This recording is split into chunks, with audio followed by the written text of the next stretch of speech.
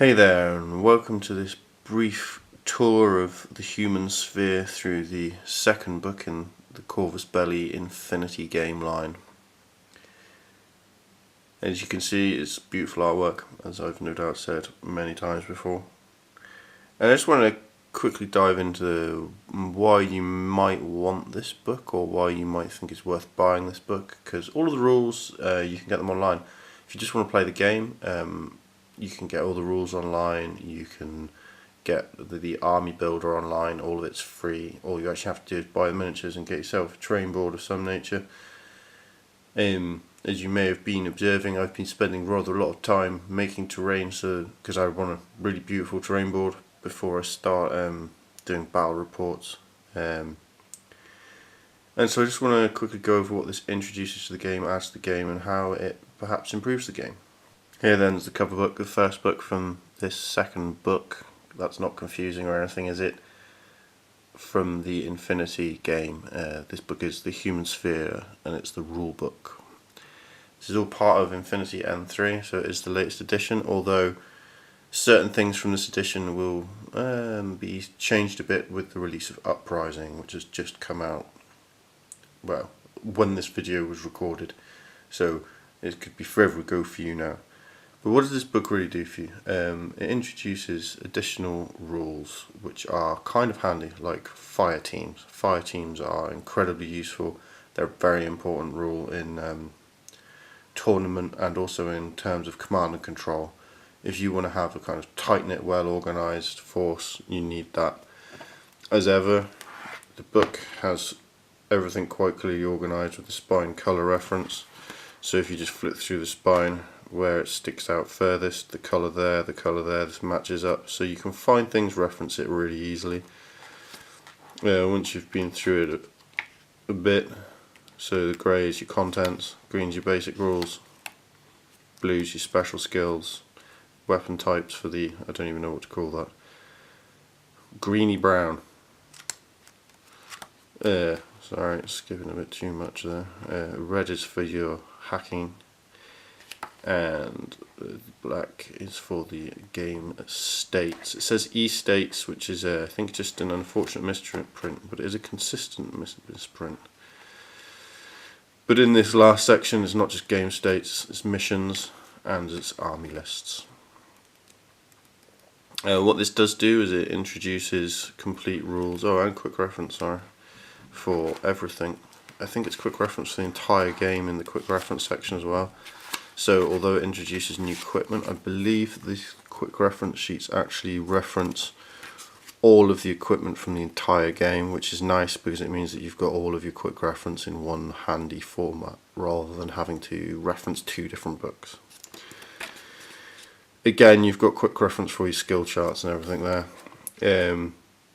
Armies, the interesting thing is, and possibly one of the reasons for getting this, is it does introduce Aleph and the Tohaa. So it introduces two new factions to the game, and if you're interested in the background material in particular, then I think perhaps it's worth it. I'm not going to go over the rules. If you want to go over the rules, you can find them all online, but this gives you the sort of detailed first person reference, and personally, as ever, I actually find a book format, especially a beautifully illustrated one, easier to reference, faster to reference, and I know that sounds bizarre considering if you've got a PDF and you can just like flick through, but if you've got a marked up book and you know sort of you've kept the references to hand, personally I actually prefer it and do find it easier, even if it does take a bit more space up at the table. So yeah, there's a quick flick through the rules. It doesn't add vast quantities to the game. Like I say, it adds fire teams. The fire team rules are pretty important. And this essentially allows you to operate squads rather than individuals, so that you can have multiple squad units at your disposal. I think it's like duo, Harris, and core. So core fire team, I think is normally sort of between 4 and 6 people, I think, and Harris is 3 and duo is 2. And normally in this game, or prior to the release of Human Sphere anyway, you couldn't actually do that at all. So that actually does make a lot of, especially your lower grade troops, much more powerful. The fire teams are listed in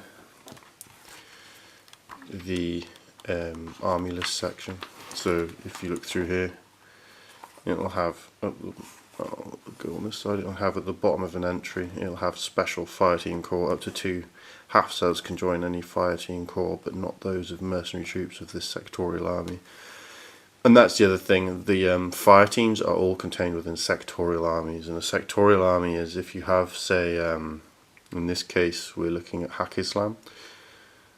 Hak Islam has its generic army list. All of the new troop types can be used in the Hak Islam army list, but in addition to that you have 2 sectorial armies for each of the major powers, and each sectorial army is sort of a specialist force, so it's not necessarily introducing loads of new stuff. A lot of it's stuff that already exists or you might already have, but it does add special abilities, and it also adds fire teams, and only the sectorial armies can have fire teams. You can still use vanilla forces, there's nothing stopping you from doing that, but vanilla forces do not have any fire teams. Here's the guidebook then. This is the meat of the Human Sphere Infinity release, and this book contains all of the information about the different armies, the sectorial factions, and how they interact with each other, and the background pertaining to your faction that you love the most and that you want to play. If you want to find out about your troops, you want inspiration for mission ideas, for who you want to be fighting against, who you want as your allies, this is the book for you. So as with the other book, it's all colour coded.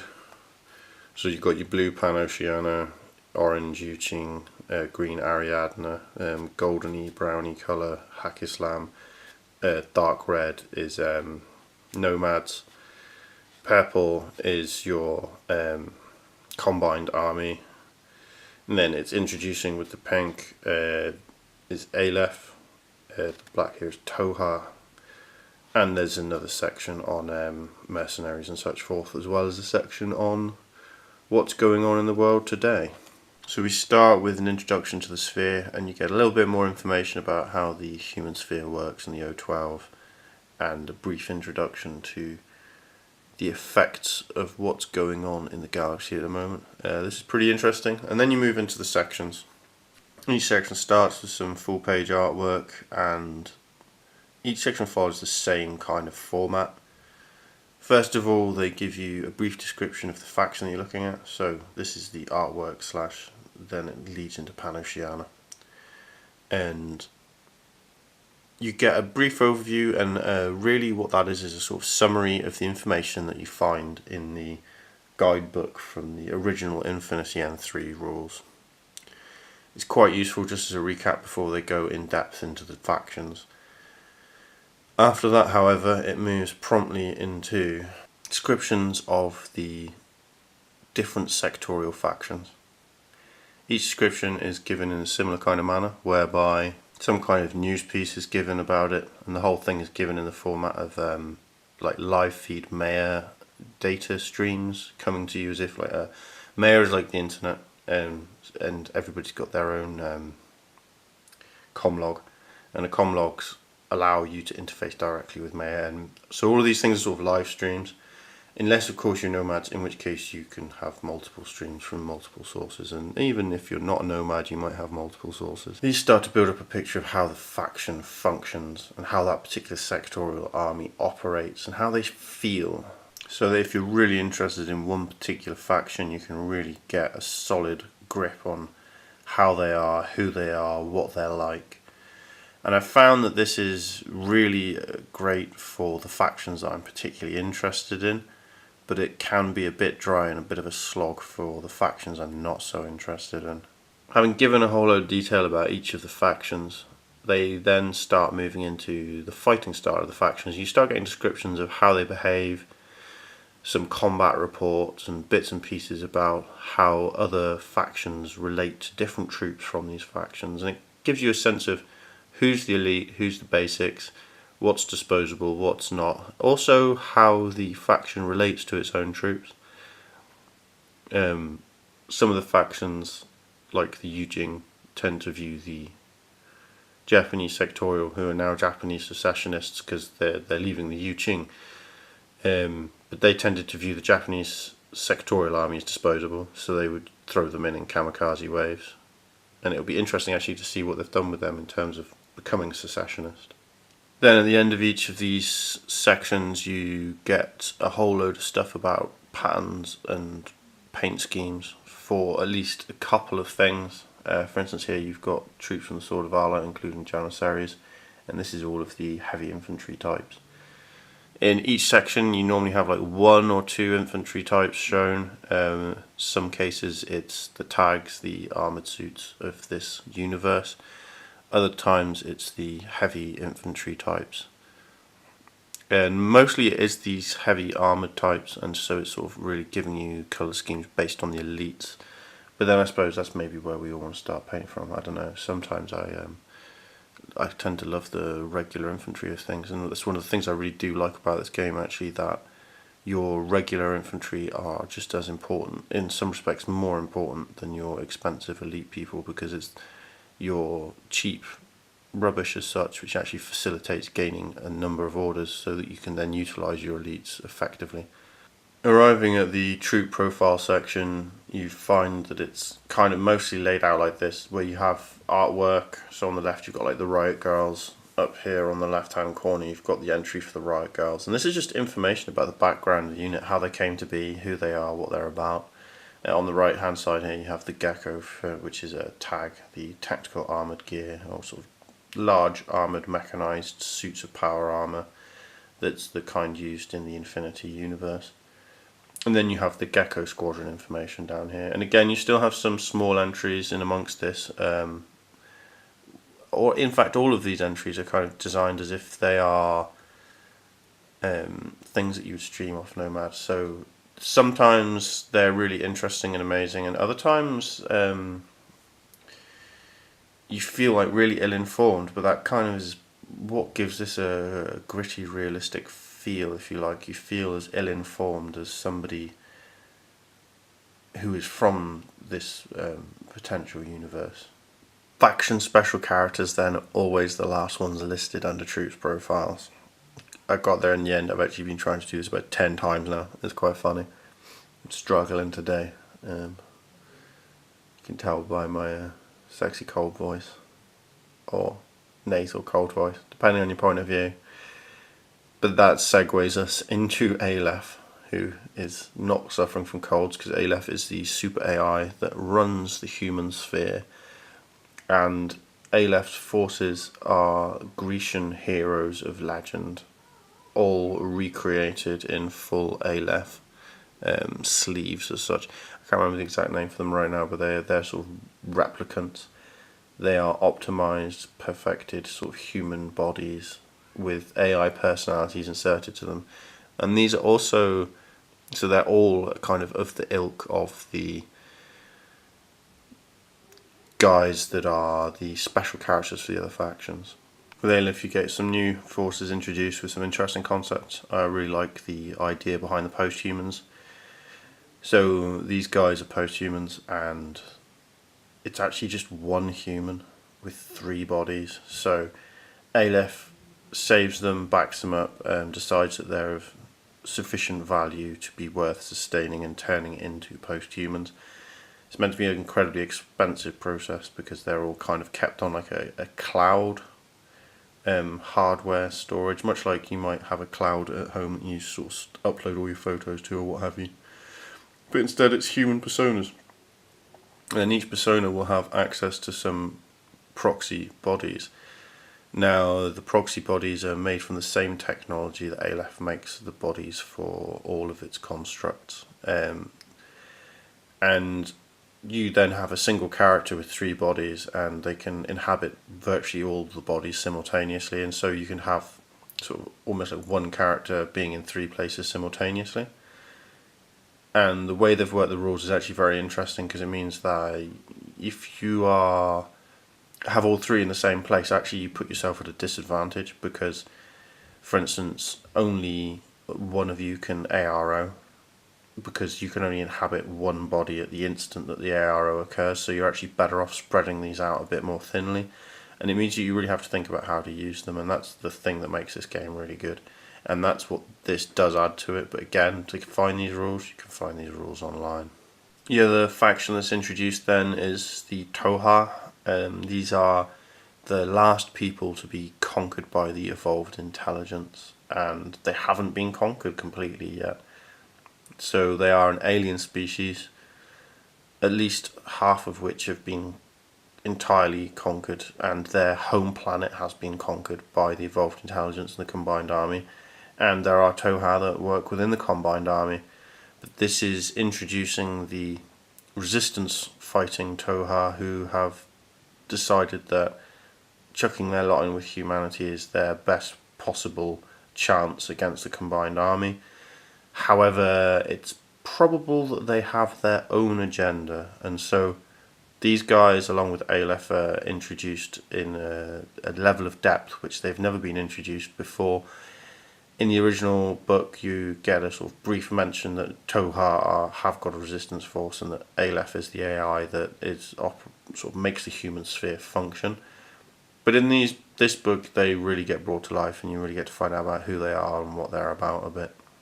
Then there's the obligatory section on mercenaries, and this again covers more mercenary factions, but it only really introduces you to a few more troop types, and it talks about how mercenaries and pirates tend to operate above and beneath the law respectively.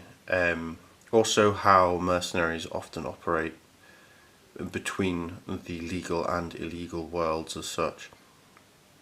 This is kind of interesting, but again, the new book Uprising is the first time that mercenaries are really introduced as a proper faction, and I'll be getting onto that in the not too distant future, I hope.